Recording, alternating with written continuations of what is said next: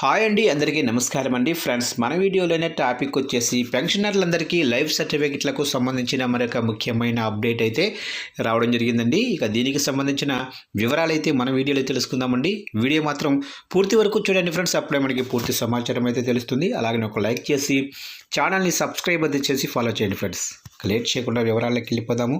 ఇక పెన్షనర్లు తమ పెన్షన్ ఆగకుండా పొందడానికి ప్రతి సంవత్సరం కూడా లైఫ్ సర్టిఫికెట్ సమర్పించటం అత్యంత ముఖ్యం.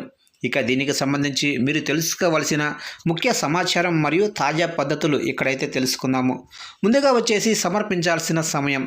ఇక సాధారణ పెన్షనర్లు ప్రతి సంవత్సరం నవంబర్ 1 నుండి నవంబర్ 30 లోపు సమర్పించాలి. ఇక అతి వృద్ధులు అంటే 80 ఏళ్ళు పైబడిన వారు, వీరికి ప్రత్యేక వెసులుబాటు అయితే ఉంది. వీరు అక్టోబర్ 1 నుండి తమ లైఫ్ సర్టిఫికెట్ను సమర్పించవచ్చు. ఇక సమర్పించే విధానాలు చూసినట్లయితే ప్రస్తుతం ప్రభుత్వం 5 రకాల మార్గాలను అందుబాటులోకి తెచ్చింది. ముందుగా వచ్చేసి ఫేస్ ఐడెంటిఫికేషన్. ఇది అత్యంత సులభమైన పద్ధతి. స్మార్ట్ ఫోను లేదా ముఖాన్ని స్కాన్ చేసి ఇంట్లోనే సమర్పించవచ్చు. దీనికి ఆధార్, ఫేస్ ఆర్డి మరియు జీవన్ ప్రమాణ్ యాప్లు అయితే అవసరం. ఇక తర్వాత డోర్ స్టెప్ బ్యాంకింగ్. మీరు బ్యాంకుకు వెళ్ళలేకపోతే బ్యాంకు ప్రతినిధి మీ ఇంటికే వచ్చి బయోమెట్రిక్ తీసుకుంటారు.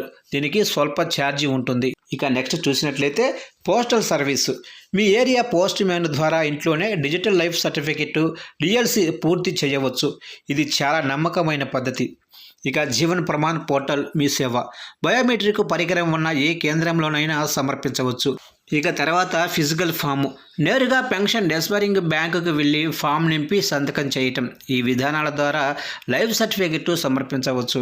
ముఖ్యంగా అవసరమైన వివరాలు చూసినట్లయితే లైఫ్ సర్టిఫికెట్ సమర్పించేటప్పుడు ఈ కిందివి సిద్ధంగా ఉంచుకోండి. ముందుగా పీపీఓ నెంబరు అంటే పెన్షన్ పేమెంట్ ఆర్డర్, ఇది అత్యంత ముఖ్యం.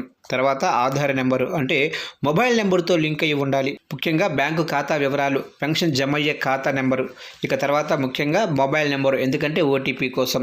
ఈ విధంగా లైఫ్ సర్టిఫికెట్ సమర్పించేటప్పుడు ఈ కింది వాటినన్నింటినీ కూడా సిద్ధంగా ఉంచుకోవటం మంచిది. ఒకవేళ మీరు నవంబర్ నెలాఖరులోపు సర్టిఫికెట్ సమర్పించకపోతే జనవరి నెల నుండి పెన్షన్ ఆగిపోయే అవకాశం అయితే ఉంటుంది. కాబట్టి గడువులోపు పూర్తి చేయటం మంచిది.